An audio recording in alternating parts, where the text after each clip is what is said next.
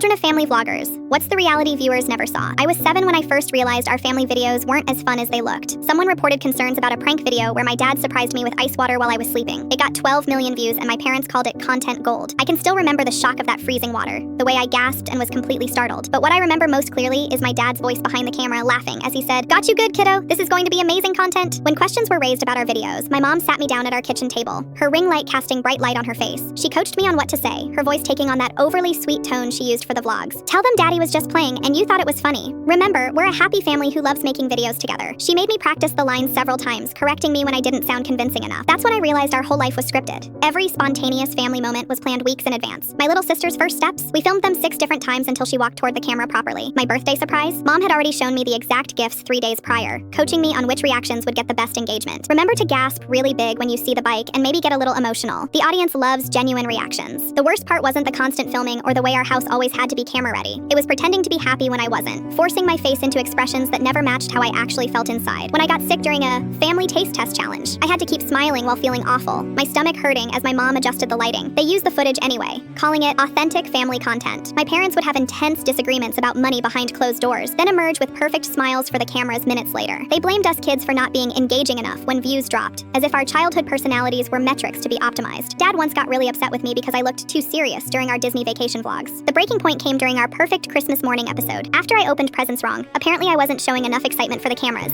They made us rewrap everything and reshoot Christmas morning 4 different times. The magic died somewhere around take 2. By the final take at 8 p.m., my baby brother was crying from exhaustion, but they kept filming anyway. That night, I started secretly recording their planning sessions with my old phone. I documented them bribing us with treats if we acted sad on cue for sympathy videos, coaching us to be misleading about our expensive private school being homeschooling, making us work long hours editing footage instead of doing homework. I watched our childhood become a business plan. The money we made, hundreds of thousands of dollars, went straight to my parents' luxury car payments and designer shopping hauls, while my siblings and I shared one cramped bedroom. They spent our college funds on camera equipment and exotic vacations for content. I started declining to participate in videos when I turned 16, and their subscriber count began its slow, steady decline. The comment sections filled with, "Where's the oldest daughter?" My absence became more noticeable than my presence had ever been. Now I'm 18 and finally moved out for college, living in a dorm room that feels like freedom because it's mine. I don't appear in their videos anymore and their channel is struggling without me. Last week, my dad showed up at my campus coffee shop, offering me 30% of the revenue if I'd film one daughter returns home video. I looked at him and realized he still saw me as content, not as his child. I told them I don't work for exposure anymore. I have a real job now at the campus library, earning minimum wage and loving every honest dollar of it. Their subscriber count dropped steadily, and somehow that feels like the best outcome of all. This experience taught me the importance of protecting children in digital media and ensuring that family content creation doesn't come at the expense of a child's well-being and privacy.